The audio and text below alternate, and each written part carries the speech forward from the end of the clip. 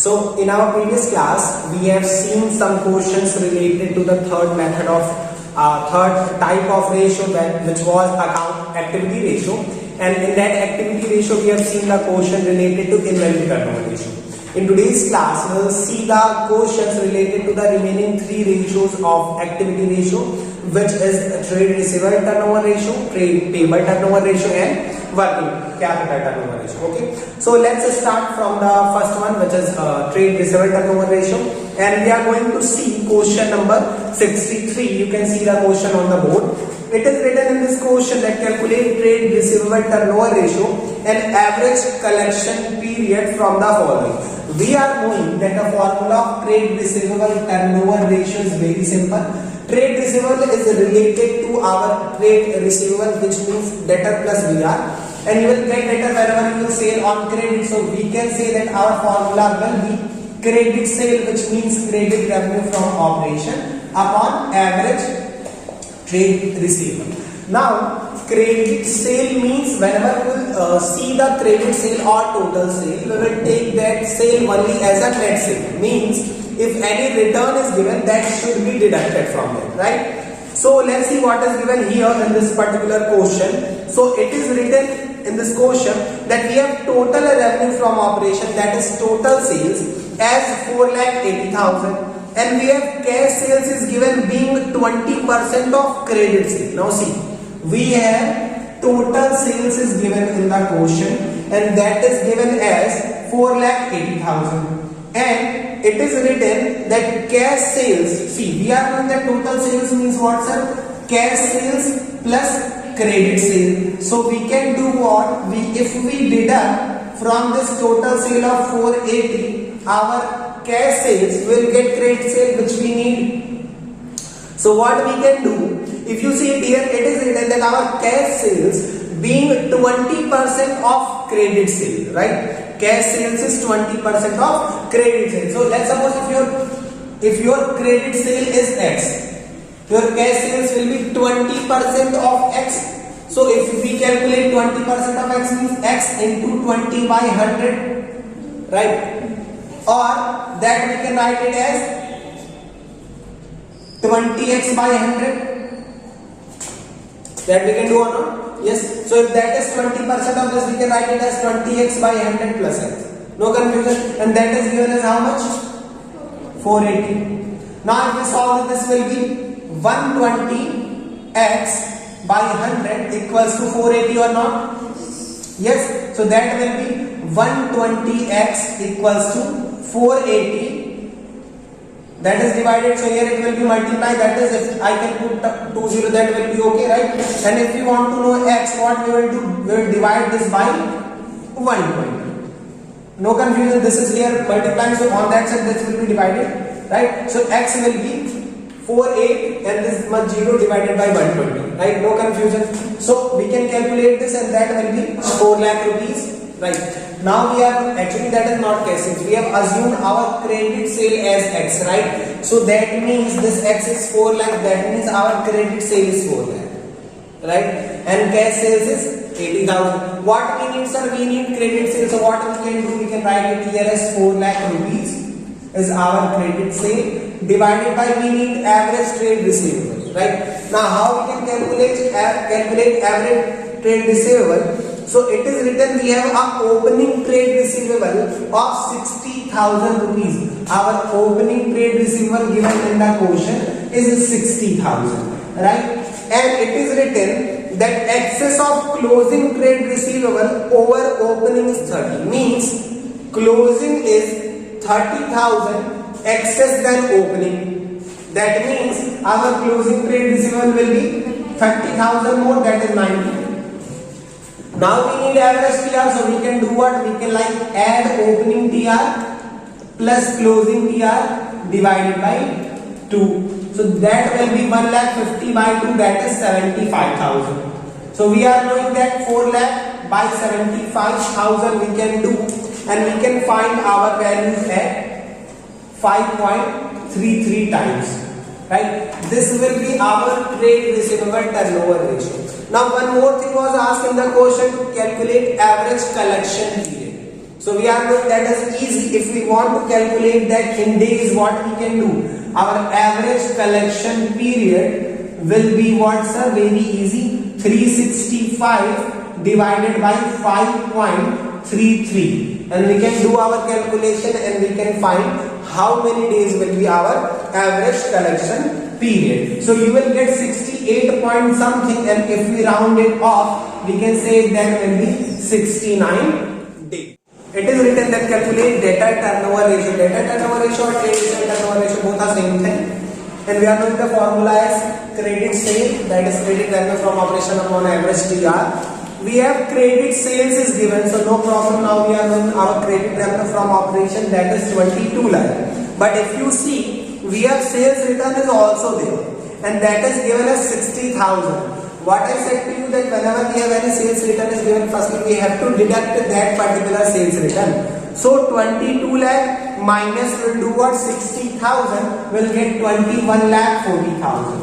Now we are knowing our net credit sales, right? Now what we need? We need some average trade receivable, and for average trade receivable we need two things. First one is opening trade receivable, and second one is closing trade receivable, and then we can divide these two by 2 to find average here, right? But if you see, we have discount allowed, sales return and opening debtor is given, but closing debtor is not given. So now what we can do? So see, we can do one thing. We are knowing our opening debtor is 470, right? Our opening debtor is given in the question as 470. And credit sale means sold more on credit, so means our debtor will increase. So in a way we can say that our credit sale will increase our debtor or not? Yes, that will increase. Our credit sale is 22, then we have to deduct sales return also. So either we can add sale and then do minus sales return, or we can directly write net credit sale as 21 lakh 40,000. No confusion now? So this much we purchased. Now if you see, we have cash received from debtor. If you receive cash from debtor, your debtor will decrease or not? They will decrease, and that is given as 20 lakh 40,000. So we can do what? Minus 20 lakh 40,000. Any confusion in this? This much is clear.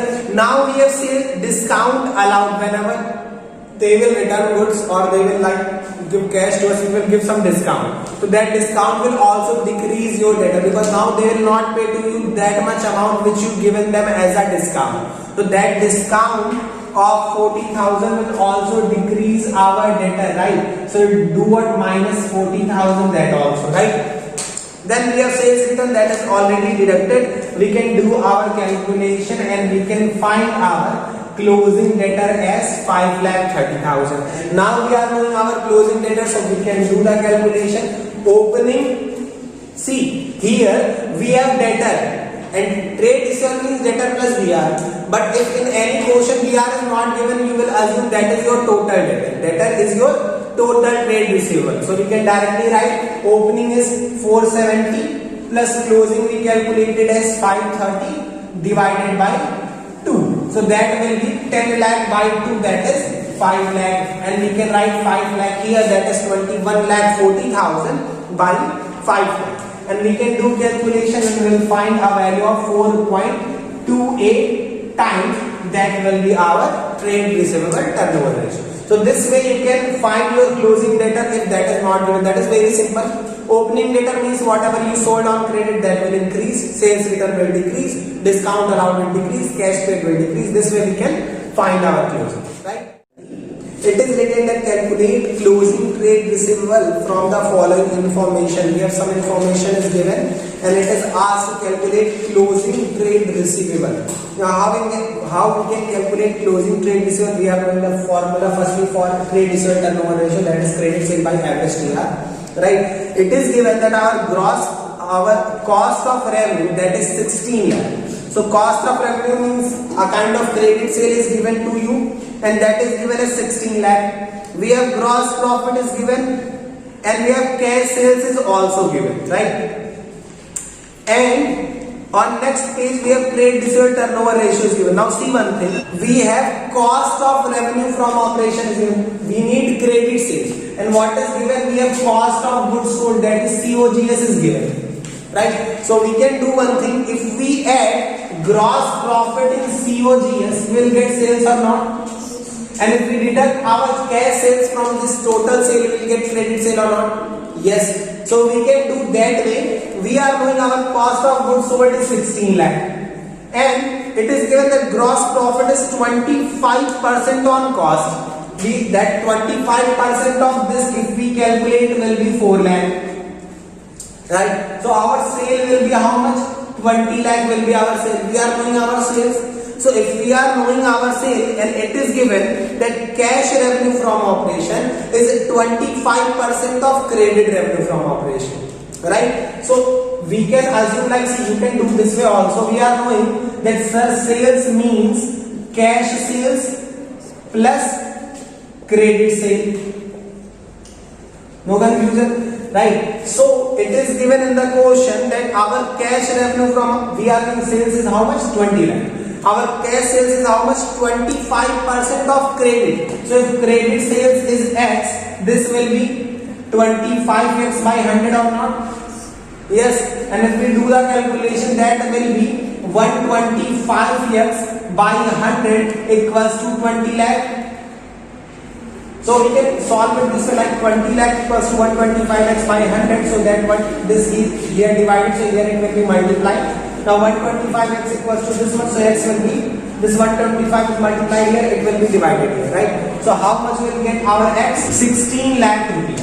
Now we are knowing our x. X is what? Credit sale, and we needed credit sale. So what we can do? Credit sale is how much? 16 lakh. And now what we need, sir? We need average trade receivable. So how we can find average trade receivable? Let's see that.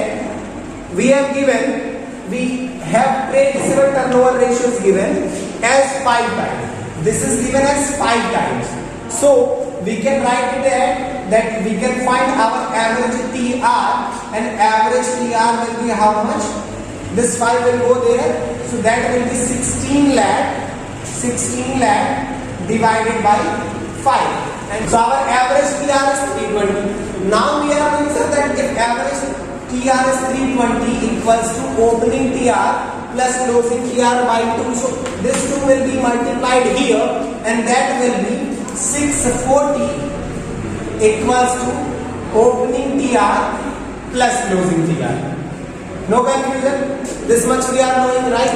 Now it is given in the question that our closing trade receivable were 1.5 times that in the beginning. Means whatever we have in the beginning, that is, let's suppose x, closing is 1.5 times than that in the beginning. So this will be 1.5x equals to 6,40,000, right? So this we can write it as 2.5x equals to 640. So our x will be 640 divided by 2.5, 2,56,000.